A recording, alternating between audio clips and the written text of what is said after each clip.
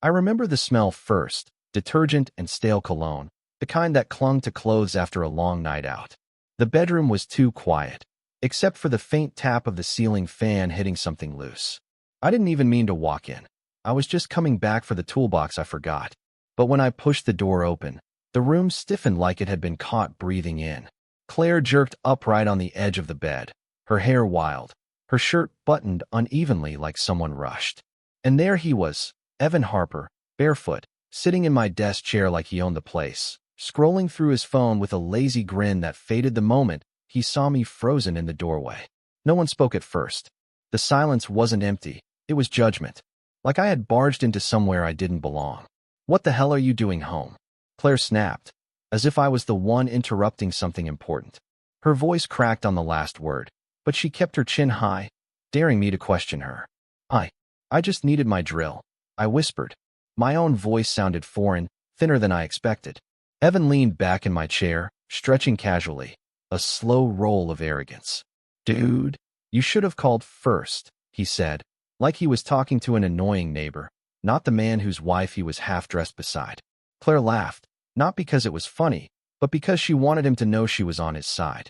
"You're overreacting," she added, grabbing her phone, avoiding eye contact.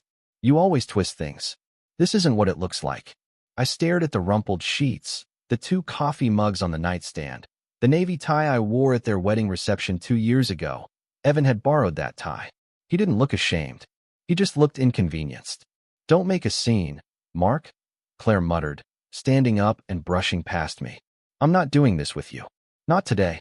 Evan paused at the doorway behind her and clapped my shoulder, a patronizing tap. "Take a walk," he whispered. "Cool off." I stood alone in the room after they walked out. My fingers touched the arm of the chair he sat in. My chair, and I pulled my hand away like it burned. The house hummed with sounds of them moving downstairs, talking in low tones meant to exclude me. The ceiling fan kept tapping overhead, steady and dismissive. I didn't cry. I didn't yell. I just stood there, like a man too unimportant to fight for. My name is Mark Ellison Parker, and for most of my life, I believed that loyalty was the highest form of love. I wasn't born remarkable, no legacy, no fortune, no family name that opened doors. My parents worked factory shifts in Dayton, Ohio, and I grew up knowing the price of everything. Overtime hours, scraped knuckles, patched up hand-me-downs. I learned early that good men provided, even if no one noticed. That belief shaped everything. I met Claire Henderson in college. She was warm, ambitious, and terrifyingly sure of herself. She came from a family that drove European cars and took vacations that didn't involve roadside motels. I remember the first time I visited her parents' house. Her mother greeted me with a polite smile that didn't reach her eyes, and her father asked what my major was before asking what job I realistically expected to get with it. I laughed it off. Claire squeezed my hand under the table. I told myself love wasn't measured in approval. We got married 7 years later. Quiet courthouse ceremony. I wore a suit I'd saved up for. Her parents didn't attend. Claire said it didn't matter, that we'd build a life of our own. I believed her. For a while we did. I worked construction and later HVAC repair, and she worked her way up through corporate banking. She always earned more, and she didn't mind reminding me. It started as teasing. "Someday, I'll let you retire. Maybe I'll buy you a truck for Christmas if you're good." Eventually the jokes stopped being jokes. Still, I loved her. I wanted to be her safe place, even when I wasn't hers. I made dinner when she worked late. I built the patio she always wanted. I refinished the old dining table her grandmother left her. When she landed her VP promotion, I cashed out my savings to throw her a surprise celebration. Catering, decorations, everything. People toasted her success and barely looked at me. That was okay. I liked being the man in the background. The steady one. Then there was Evan, my best friend since middle school. We'd built tree forts together, survived breakups together, worked our first job loading trucks together. He was the kind of guy who drew attention effortlessly. Charming, clever, reckless. When he and Claire hit it off, I was happy. It felt like my 2 favorite people finally saw value in each other. I never saw it as a warning. Looking back, the signs had been there for months. The inside jokes, the shared drinks, the late-night texts they claimed were harmless. I told myself trust mattered more than suspicion. I told myself real love didn't need policing. I just kept working, Kept trying. I bought Claire a necklace for her birthday. Evan helped me pick it out. That memory still punches me in the chest. I wasn't perfect. I worked too much. I didn't know how to ask for help. I took pride in doing everything myself, believing that if I just kept giving, eventually someone would see the worth in it. But people don't usually notice quiet loyalty. They notice power. And in our marriage, whether I admitted it or not, Claire held power. She earned more, decided where we lived, who we spent time with, when we visited her family. And I accepted it, because I thought love meant supporting the person you chose. I never imagined that the two people I trusted the most would choose each other over me, and that they'd do it without apology. 3 days after I walked in on them, the house felt like a hotel lobby. Temporary, cold, no traces of a shared life. Claire worked late every night, or said she did. Evan stopped pretending to be subtle. He parked right in front, his black Tacoma angled across the driveway like a claim. I slept on the couch without being asked. No confrontation, no apology, no conversation. Just quiet exile. On Friday morning, I got a certified letter in the mail. Thick envelope, expensive paper, my full name printed in serif font across the front. To Mr. Mark Ellison Parker, personal and confidential. I didn't recognize the sender. Lawson and Hale Legal Group, Boston, Massachusetts. I held the envelope like it might explode. Claire walked into the kitchen just as I ran my thumb across the seal. "What's that?" she asked, snatching a glass from the cabinet. She didn't look at me, just at the envelope, with interest she hadn't shown me in months. "No idea," I said, trying to sound casual. She froze in place when a stack of documents slid out. At the top, bolded, "Notice of Estate Execution, Preliminary Disclosure." She grabbed the pages before I could react. "What estate?" "We don't know anyone with an estate," she said sharply, scanning the text. I pulled it back, trying to keep my voice level. "Apparently someone named." My eyes dropped to the section listing the deceased. Jonathan Walter Parker, deceased, October 12th.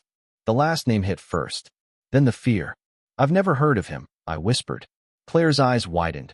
Not sympathy, not concern. "Calculating." "How much?" she asked, low and urgent. "Mark, how much could it be?" "I don't know. It just says I'm a beneficiary." She grabbed her keys from the counter.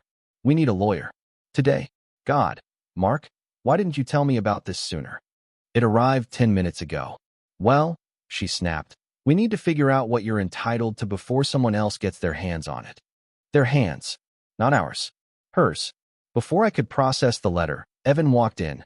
No knock, no hesitation, and Claire shoved the page into his palm. "Look at this," she hissed. "Someone left Mark an estate." He flipped through the papers and let out a low whistle. "Damn, man. That's huge." Then, "You need help managing this. People screw up inheritances all the time. Claire's in finance. She should take point." Claire nodded quickly.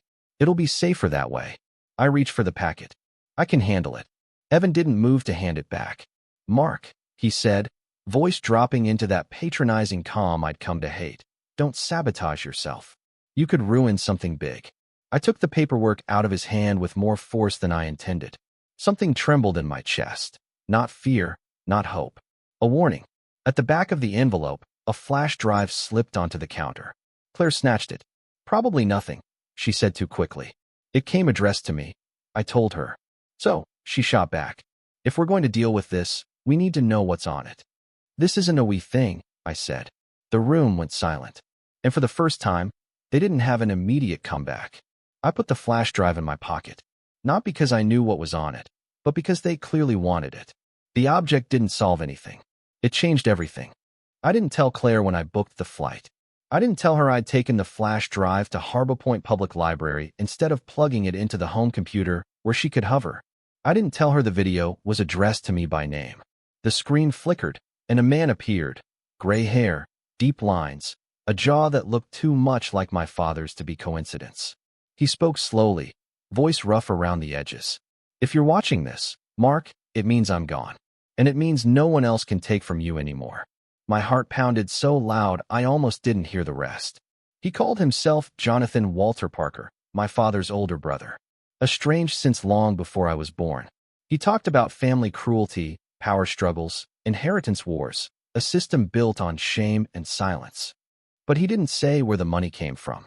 Didn't explain why he'd chosen me instead of my parents or cousins. At the end of the recording, he leaned forward, eyes burning with intent. To receive what I've left, you must come in person. Ask for attorney Michael Easton, Boston. Do not bring anyone, especially not someone who claims to love you. Then the video cut out. No numbers. No promises. Just a warning. I booked the ticket that night. Boston felt like another world. Gray sky pressed low over glass towers and stitched together brownstones. The law office sat on the 27th floor of a high-rise overlooking the harbor. The receptionist, Samantha Cole, led me to a conference room that smelled like leather and faint coffee. A tall, precise man in a navy suit stepped in. Mr. Parker? I'm Michael Easton. We shook hands, and he studied me like he was matching me to an old photograph. I'm sorry for your loss, I said awkwardly. He blinked slowly. You didn't lose him. He was never yours to lose. He opened a thick file. Your uncle named you sole heir. He left detailed instructions, some parts sealed, some shared. I swallowed. Why me? That will be answered in time. Every question led to another closed door. Michael slid a document forward, a schedule of assets. I scanned the page, expecting a house or maybe a retirement account. But the list was pages long: properties, trusts, business holdings. The total valuation made my stomach lurch. Is that number real? I whispered. Yes. Then why me? The video is only the beginning, he said. Your uncle constructed a trail, pieces to be uncovered one by one. He wanted you to know the full story before you signed anything. He handed me an envelope labeled Stop Number 1, Camden, Maine. I booked your rental car already. Drive there. Stay 2 nights. Someone will meet you. This feels like a game. You're not being tested, Mark, Michael said. You're being shown why this inheritance exists and why others must never control it. The drive to Maine was long, cold, and heavy with unanswered questions. The meeting place was a dusty woodworking shop called Bay Leaf Carpentry. The sign out front was cracked, half the lights out. Inside, shelves were lined with unfinished furniture and the sharp smell of sawdust. A woman in her late 60s stepped out, Patricia Monroe.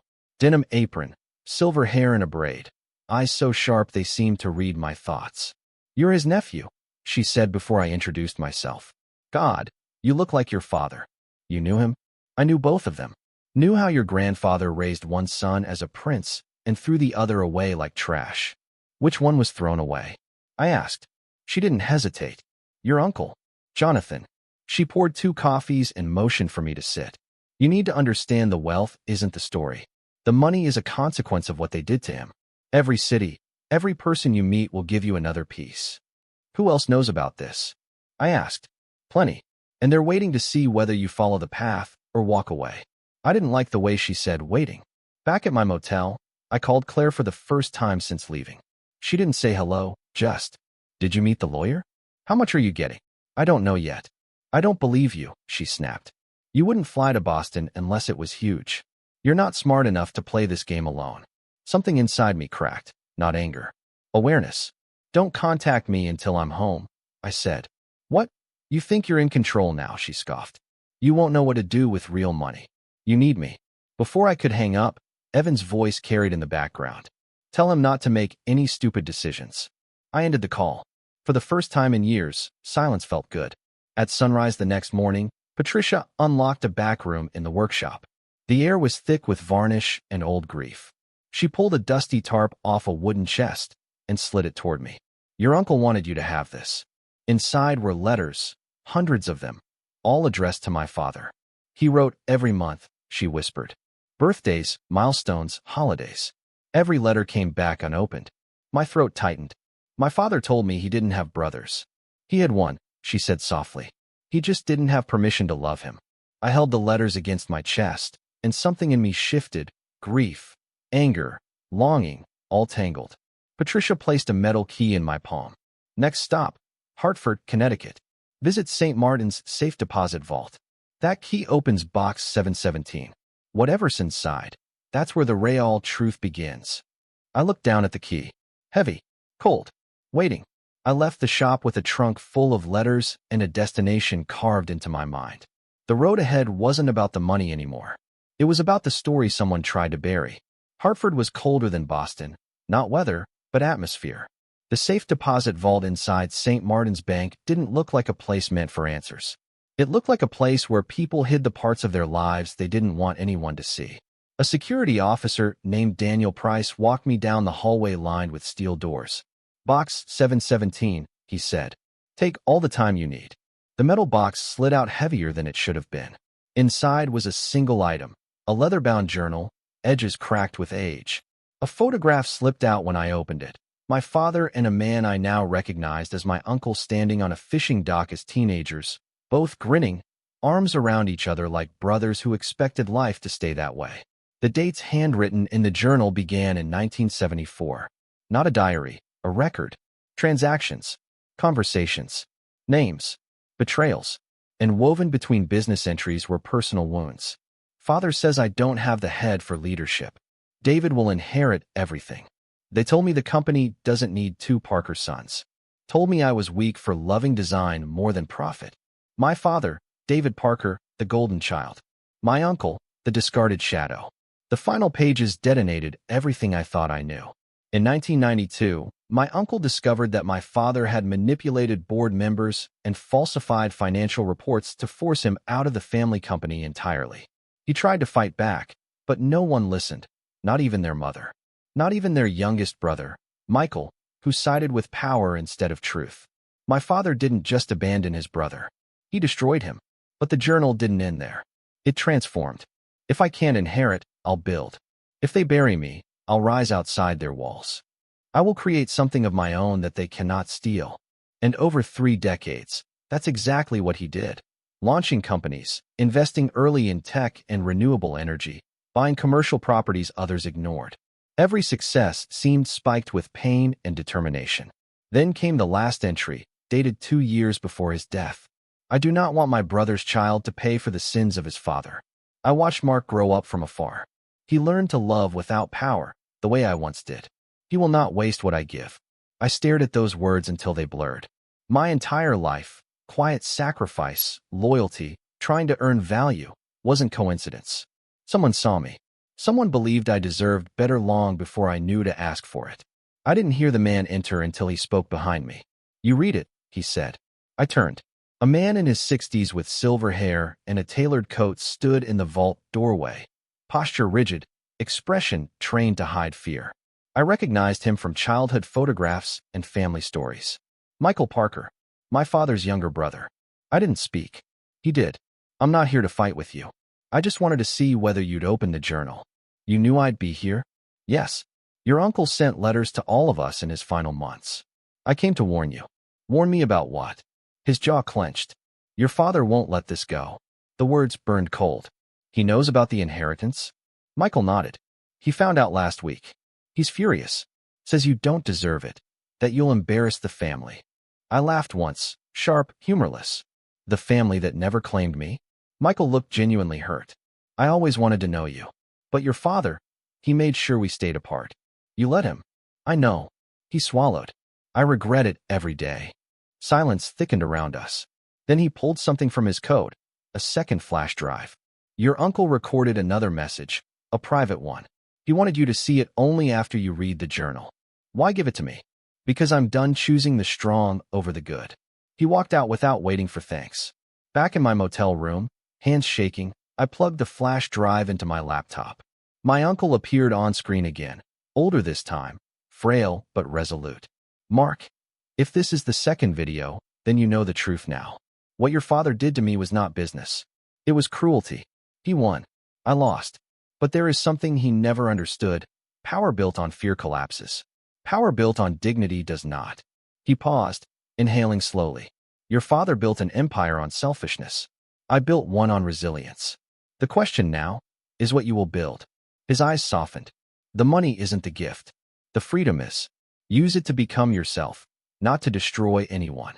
The video ended not with instructions, but with a whisper, barely audible. "I am proud of you, nephew, though we never met." I pressed my palms to my face and exhaled. Grief without memories attached, mourning for a relationship that never existed but still mattered. A buzzing phone snapped me out of it. 12 missed calls from Claire, 7 from Evan, and 1 text from my father, a number I hadn't seen in years. "We need to talk. Immediately." Finally, I understood the stakes. This inheritance wasn't a secret. It was a threat, and the people who hurt my uncle were about to try to hurt me too. The confrontation didn't happen in a courtroom or lawyer's office like I expected. It happened in the last place I ever imagined, my parents' house, the one I hadn't stepped inside in nearly a decade. The invitation came from my father as a single cold message. Family meeting.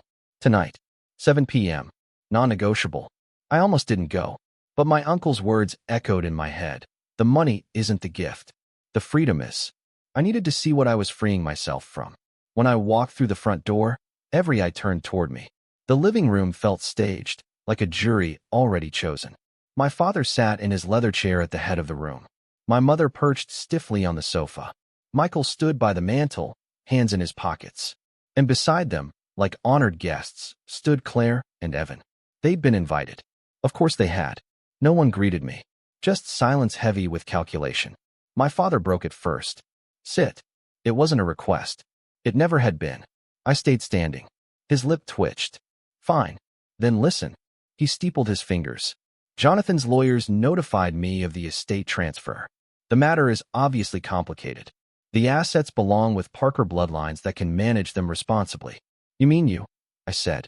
They were meant for me. Your uncle never would have built $1 without my initial corporate foundation. Michael's jaw clenched, but he didn't speak. My father continued, voice icy calm. You have no business experience. You don't understand the pressure of wealth. You'll lose everything within a year and disgrace us. That is why you will sign power of attorney over to me. Claire stepped forward, voice syrup-sweet but sharp underneath. Mark, this could be good. Your father can handle the complicated parts. We're all just trying to protect you. Evan crossed his arms. Be smart, man. Don't blow an opportunity like this. The room closed in. Their voices layered, confident, coordinated. But for once, I wasn't silent. I'm not signing anything. My father's eyes hardened. You don't get a choice. I pulled out the journal from my bag and dropped it onto the coffee table. You destroyed your brother's life. You left him with nothing. My mother gasped. How dare you accuse? It's all in there, I said. His handwriting. His records. His grief. My father didn't even look at the journal. That man was unstable. He lied to get sympathy. Anything he wrote is fiction. Michael's voice cut through, quiet, steady. It's not fiction, David. I read it. I read every page. And we all knew what you did. We just didn't stop you. My father shot him a lethal stare. You will stay out of this. Not this time, Michael said. Claire turned to me, voice rising. Mark, don't ruin this because of some emotional guilt trip. Think practically. You need someone to manage this. I smiled. Not cruel, just awake. That's already handled. Attorney Easton submitted paperwork to finalize the transfer this morning. Evan scoffed.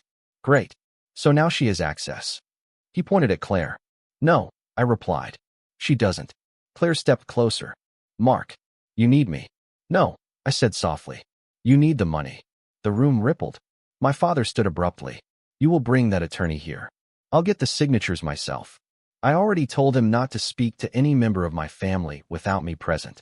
You're not capable of protecting that fortune, he snarled. I don't need to be anything you approve of to deserve what my uncle left me. His face went red, fury born from losing control. Then he crossed the line. You are nothing without us. You always have been. Jonathan chose you because you're weak, just like he was. For a moment, everything stilled. Then I pulled out the second flash drive and set it silently beside the journal. My father knew instantly. His face drained of color. Michael whispered, Oh God. He sent you that one too. My father lunged for the drive, but I stepped back. Everyone should hear what he said. I said. No, my father barked. Shut it off. Right now. Claire reached toward me too. Mark, don't. I connected the drive to the TV. My uncle's image filled the screen. His voice echoed through the living room. David, if you're in the room while Mark hears this, good. It means you didn't succeed in controlling him the way you controlled us. My father staggered backward. You spent your life taking, belittling, breaking anyone who didn't bow to your ego. I'm not leaving the fortune to punish you. I'm leaving it to the person who lived outside your shadow. Claire shook her head, whispering, No, no, no. Mark, do not let anyone convince you they built you. You built yourself. The screen froze on my uncle's resolute face. No one spoke. My father sat down slowly, collapsing into his chair as if his bones couldn't hold him anymore. Not in defeat, in exposure. His decades-long mythology had crumbled. Claire looked at me with something close to panic. Please, we can fix this. We can start over. Evan pulled her arm. Forget him. We're wasting time. She pulled away from him. He pulled back harder. For once, they didn't look like a team. My father whispered, small for the first time in my life. Mark, we can talk. We can work something out. I met his eyes, not with anger, but clarity. I'm not here to hurt you. I'm here to stop letting you hurt me. I turned and walked out. No shouting. No triumph. Just a door opening that had been locked my whole life. I moved out of the old house that same week, not in anger, but in peace. I found a place of my own in a small coastal town north of Boston. A modest cottage overlooking the water, nothing extravagant. The paperwork for the inheritance took months, but I didn't rush it. My uncle's money wasn't a finish line, it was a doorway. I enrolled in woodworking classes on Tuesday nights, the smell of sawdust reminding me of Patricia's shop. The instructor, Eli Turner, was patient and soft-spoken, and by the third week I stopped hiding how much I didn't know. The first coffee table I built was uneven, a little rough, but I stood there looking at it like it was proof of something. A beginning. One morning, I got a call from Michael. He didn't ask for money. He didn't apologize on behalf of the family. He just asked, "Can we meet sometime?" I told him yes. Not to rewrite the past, but to stop letting it own us. Healing can look like distance without hostility. I'm learning that. Claire tried calling for a while. The messages got shorter, then stopped. Evan never tried. The final court filings confirmed something I hadn't expected.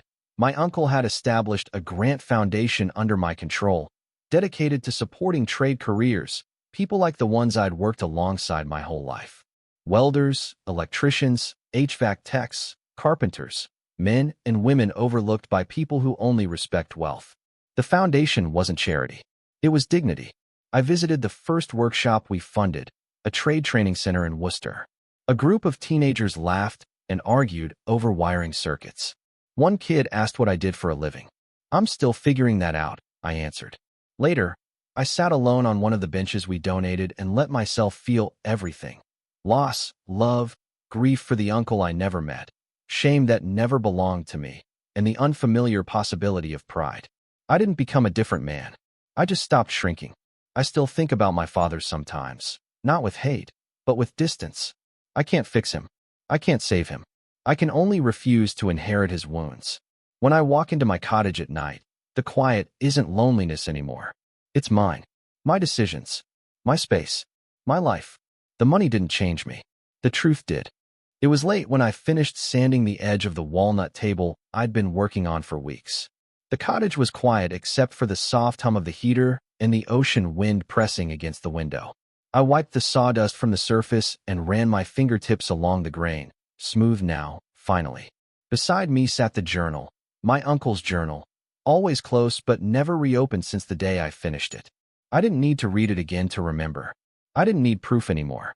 I opened the drawer of my workbench, lined with tools I bought secondhand during my construction days, and gently placed the journal inside. Not to hide it, to keep it safe.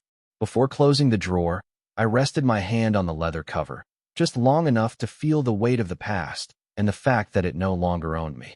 Then I shut the drawer. No ceremony, no speeches, just a quiet click, a story finished.